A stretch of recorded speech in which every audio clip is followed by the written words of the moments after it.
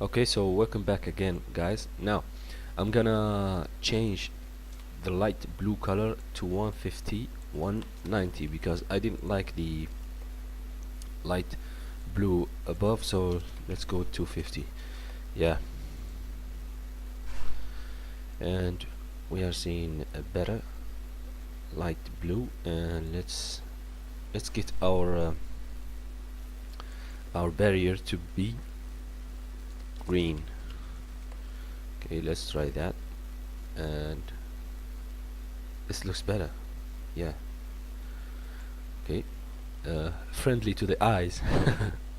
So now, I said in the last video we're gonna try to limit the speed because it's not uh, it's not limited by any way. It's just the how your processor can compute things.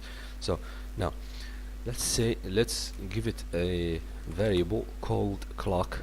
I said clock because everybody in any script of Pygame you can find it clock. So if you see another Pygame tutorial, you cannot get confused. Either way, I can pretty much say RPM or something, or update per second UPS, but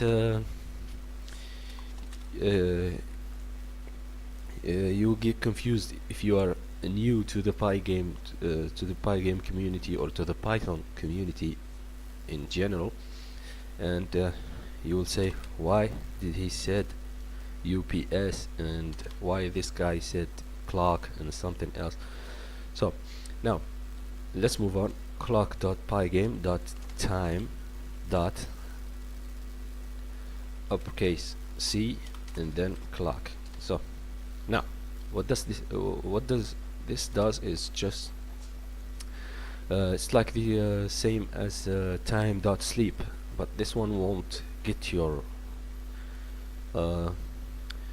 script to lag or your window to lag. So clock dot tick. Now let's say 1 frame per second, and let's see them fall. Now each second the S is falling down, but it's falling slowly. So now if I said 10 moves 10, you can see it dropped down by 10. So now the Y position dropped down by 10. So now let's keep it 1, but let's give it like 15 frames per second, and it's still dropping down pretty low. So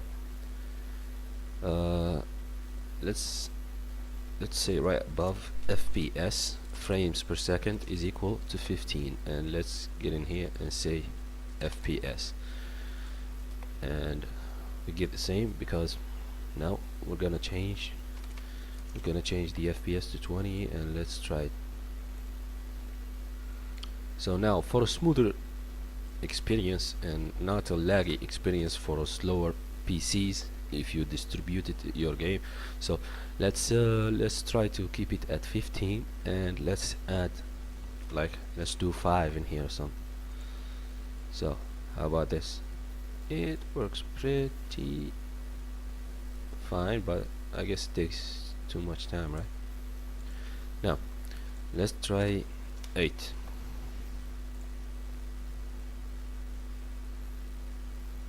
It's good, but not that good. Okay, let's get the frames per second to be 30. Okay,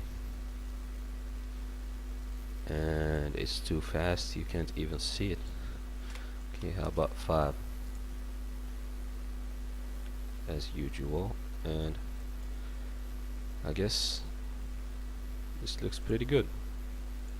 Let's go back, try 20, and let's keep it 5. How about that? This looks good to me. Okay, so now if I press the N, nothing happens, and if I press the L, nothing happens. Now if I press the X, nothing happens. So now I'm gonna try to do something about that. Right now, let's see. in the for loop, let's try to print event, but let's see in the output. Now I'm clicking on the M and I'm gonna click on the H. Okay, so see when it's clicked on the M, it says key 59. So and scan code 39, and H it says key 14 and scan code is 35. So it differs from one to another. So I can't write a script just for key codes and unicodes and stuff like that. So the way to do that is just when we use the event, we're gonna extract the H and this key from them. Now we can see it's surrounded by two columns, so we're gonna do some event dot split, and let's split them by column. So now this one checks as a variable. So now I told you we're not sure if it's string or not. So if we are not sure if it's string or not, let's just change it to string. Now let's try to print it. Now it's working. So now if I press the S key and stopped it, so now we got a list that's from there to this one. So we got now only the S and the key put up with the second variable, yeah, in the list. Okay, so now we're gonna try to print the second variable, which is 1, because 0 is the first. So we're gonna have an error which says that wait, list index out of range. Yeah, because it's not always printing the list. So now what we're gonna do is just try to do this and accept. Let's just pass. Okay, let's get this one also in here. Okay, and now let's delete this line. Let's see.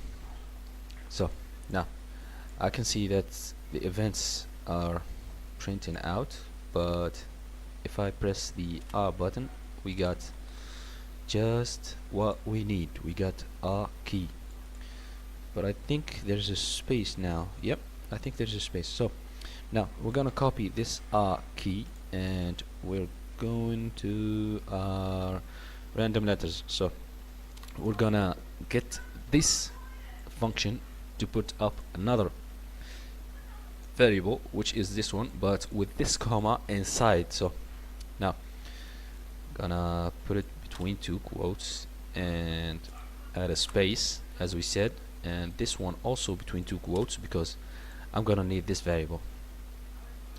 So wait a second, this is a variable, yeah. So now